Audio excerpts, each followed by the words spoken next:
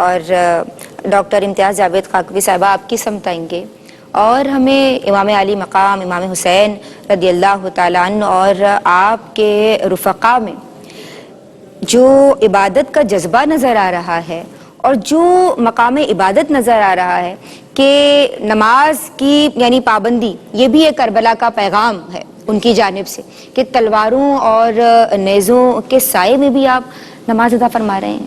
کیا کہیں گی آپ؟ شکریہ ندا. بسم اللہ الرحمن الرحیم.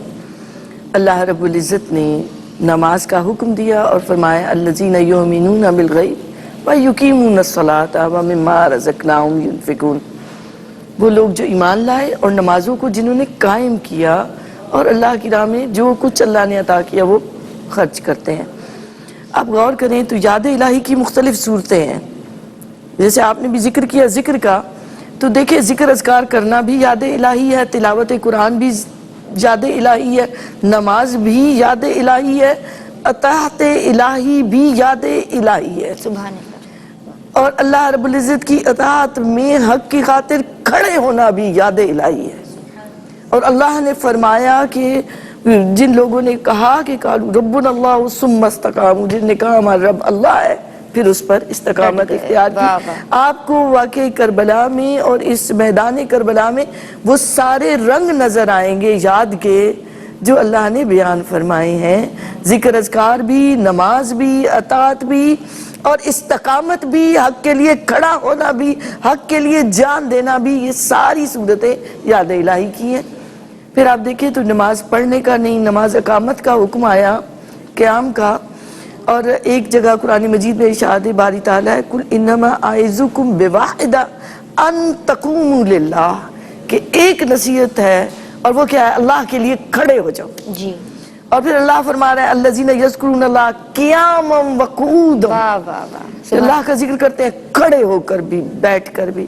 یہ جو کھڑا ہونا ہے یہ کیا ہے؟ حق کی خاطر استقامت اختیار کرنا، حق کی خاطر ڈٹ جانا، تلواروں کے نیزوں کے سائے میں بھی اللہ کی بندگی کرنا، اللہ کی عبادت کرنا، نماز ادا کرنا.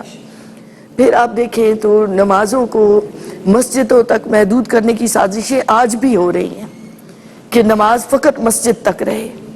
نماز کا حقیقی حق تب ادا ہوتا ہے کہ وہی رب جو سجدے میں تمہارے سامنے ہے، جس کے سامنے تم خوشی و خضوع سے سجدہ ریز ہو رہے ہو، وہی رب بازار میں بھی، وہی رب ہر جگہ ہر مجلس میں تمہارے سامنے ہو اور تمہیں یاد رہے کہ اس رب کے کیا احکامات ہیں.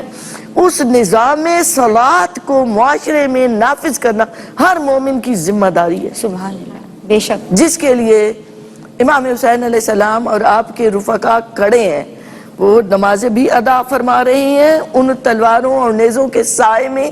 وہ شب عاشور ہے یا وہ شب غم ہے، وہ نمازیں ان کی اسی طرح سے پابندی کے ساتھ ادا ہو رہی ہیں. اور تاریخ گواہ ہے کہ پہلے وہ لشکر یزیدی بھی امام حسین علیہ السلام کی امامت میں نمازیں ادا کرتا رہا.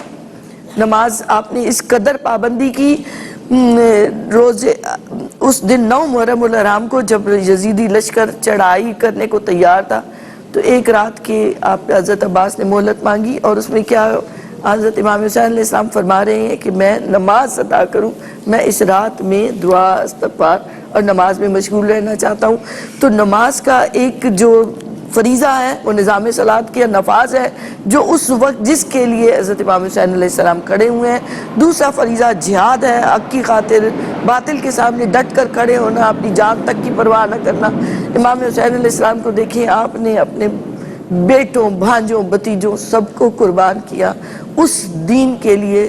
تو اس سے بڑی اور نماز کی اقامت کیا ہوگی؟